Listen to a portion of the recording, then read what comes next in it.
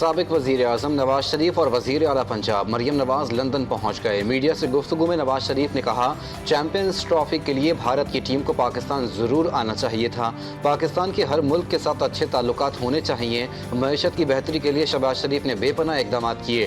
مریم نواز کا کہنا تھا کہ 6-7 سال بعد پاکستان میں ترقی ہوتی نظر آ رہی ہے۔ اسموک کا مسئلہ راتوں رات ختم نہیں کیا جا سکتا۔ بھارتی ہٹ دھرمی، پاکستان کا واضح موقف، آئی سی سی بھی پریشان۔ انٹرنیشنل کرکٹ کونسل کے پاس آپشنز محدود، ایونٹ کو منتقل کرنا بھی ایک چیلنج ہوگا۔ آئی سی سی کو ٹھوس وجوہات پیش کرنا ہوں گی۔ ذرائع کے مطابق صرف ایک ٹیم کی وجہ سے میگا ایونٹ کو متاثر کیا گیا تو دیگر بورڈز کو بھی اس پر تحفظات ہوں گے۔ چیمپئنز ٹرافی میں بھارت کی جگہ دوسری ٹیم کی شمولیت کا آپشن موجود ہے۔ 2009 کے T20 ورلڈ کپ میں زمبابوے کی جگہ اسکاٹ لینڈ کو شامل کیا گیا تھا۔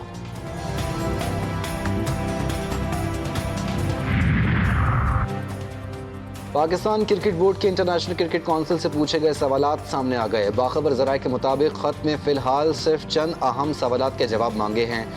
بورڈ ان تمام سوالات کے جواب لینے کے بعد قانونی مشورہ کرے گا۔ اپنی حکومت سے گائیڈنس کے بعد آئندہ کا لاحِ عمل ترتیب دیا جا سکے گا۔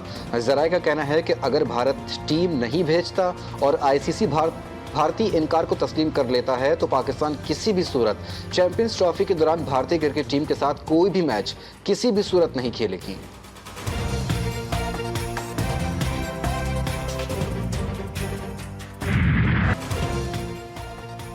بانی پی ٹی آئی سے ملاقات کے لیے جانے والے رہنماؤں کی گرفتاری اور رہائی۔ رہنماؤں کو اڈیالہ چوکی میں رکھا گیا۔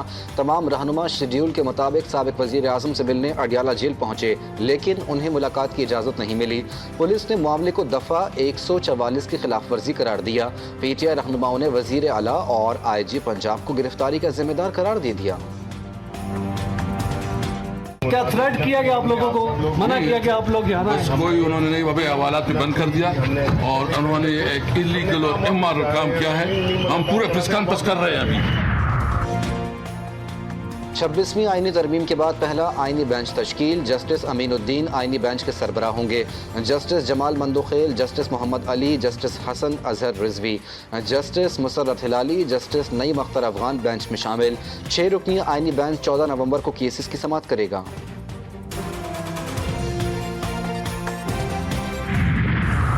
Today we stand at a crucial threshold where the global climate finance framework must be redefined. Developing countries will need an estimated $6.8 trillion by 2030 to implement less than half their current NDCs. موسمیاتی تبدیلیوں سے نمٹنے کے لیے you N frame work پر عمل کرنا ہوگا۔ ہمیں ماحولیاتی تبدیلیوں جیسے مسائل کا سامنا ہے۔ وزیر اعظم شہباز شریف کا باکو میں کلائمیٹ کے حوالے سے کانفرنس سے خطاب۔ کہا، ترقی پذیر ممالک شدید مشکلات کا شکار ہیں۔ یو این فریم ورک کے تحت خصوصی فنڈز فراہم کرنا ہوں گے۔ موسمیاتی چیلنجز سے نمٹنے کے لیے 2030 تک $6.8 ٹریلین کی ضرورت ہے۔ ایک اور تقریب سے خطاب میں کہا، مستقبل میں پانی کے ذخائر محفوظ بنانے کے لیے گلیشیئرز کا تحفظ ضروری ہے۔ پاکستان میں 90% پانی گلیشیئرز سے حاصل کیا جاتا ہے۔ تیزی سے پگھلتے گلیشیئرز کے لیے سنجیدہ اقدامات کے متقاضی ہیں۔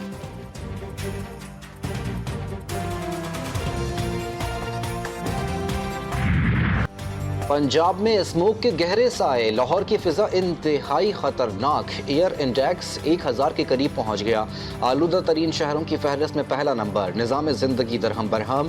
دیگر شہروں میں بھی اسموک نے مناظر دھندلا دیے، حد نگاہ صفر۔ کئی مقامات پر موٹر وے دھند کے باعث بند، فضائی آپریشن بھی متاثر، کئی پروازیں منسوخ، ٹرین سروس بھی تاخیر کا شکار۔ بدترین اسموک سے تعلیمی سرگرمیاں بھی متاثر۔ پنجاب کے بیشتر اضلاع میں تدریسی عمل 17 نومبر تک معطل۔ اسکولز اور کالجز کے طلبہ 12ویں جماعت تک آن لائن کلاسز لیں گے۔ نجی ٹیوشن سینٹرز بھی بند رکھنے کا حکم۔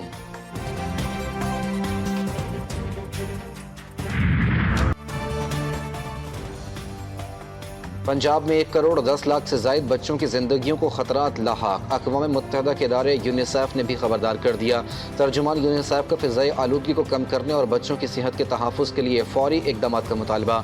लाहौर और कई दीगर अज़ला में गुज़िश्ता हफ़्ते फ़िज़ाई आलूदगी ने रिकॉर्ड तोड़ दिए। 5 साल से कम उम्र बच्चों में तकरीबन 12% अमवात की वजह फ़िज़ाई आलूदगी करार।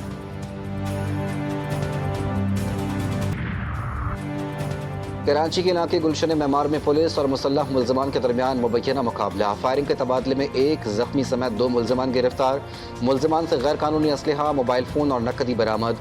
कोरंगी ज़िया कॉलोनी के करीब मुबैना पुलिस मुकाबले में डाकू ज़ख्मी हालत में गिरफ्तार। फायरिंग से 1 राहगीर भी ज़ख्मी हो गया। इसराइली फ़ौज के गाज़ा पर हमले जारी। सिहोनी फ़ौज का गाज़ा में होटल पर हमला। 10 फ़लस्तीनी शहीद। नसरात, बैत हुनून और दीगर इलाकों में हमलों और ज़मीनी कार्रवाइयों में 25 फ़लस्तीनी जान से गए। दर्जनों ज़ख्मी। शहदा की मजमूई तादाद 43,665 हो गई। 1 लाख से ज़ायद ज़ख्मी। शिमाली गाज़ा में भी इसराइली फ़ौज का निहत्ते लोगों का मुहासरा। हमले, गिरफ्तारियाँ और खाने पीने की फरहमी बंद कर दी। इराक़ की मज़ाहमती तंजीम के इसराइल पर ड्रोन हमले। फ़लस्तीन की हिमायत में हमले जारी रखने का आज़म दोहराया। इसराइल की लबनान में भी रियासती दहशतगर्दी जारी। एन याकूब, तायर, बलबेक पर हमलों में मजीद 14 अफराद शहीद। बैरूत में भी सिहोनी फ़ौज की बमबारी में अलमात में 23 अफराद शहीद। लबनान में शहदा की तादाद 3,243 हो गई। 14,000 से ज़ायद ज़ख्मी। हिजबुल्लाह ने सिहोनी फ़ौज की नींदें उड़ा दी। इसराइल में मुख्तलिफ इलाकों पर मुतादिद मिसाइल और ड्रोन हमले। इसराइली तनसीबात को निशाना बनाया। इसराइली फ़ौजी दुम दबा कर भाग गए। चीन के शहर ज़ोहाई में 62 साला शख्स ने तेज़ रफ्तार कार शहरियों पर चढ़ा दी। 35 अफराद हलाक, 43 जख्मी हो गए। चीनी मीडिया के मुताबिक जख्मियों में बुजुर्ग, 9 उम्र अफराद और बच्चे भी शामिल। पुलिस के मुताबिक ड्राइवर को फरार होने की कोशिश करते हुए गिरफ्तार कर लिया गया। वाक़े के हवाले से मज़ीद तहकीकात जारी।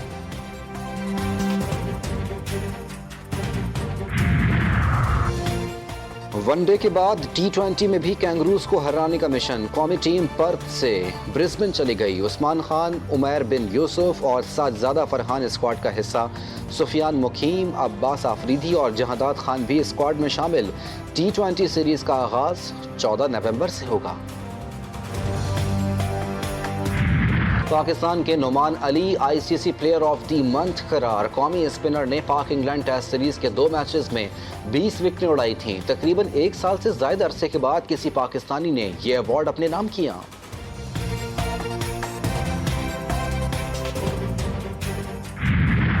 लाल लाल रस भरे मोतियों जैसे दाने। सर्दियों की सौगात कंदाहारी अनार कोयटा की शाहराहों पर रेहड़ियों और दुकानों की जीनत भी बन गया।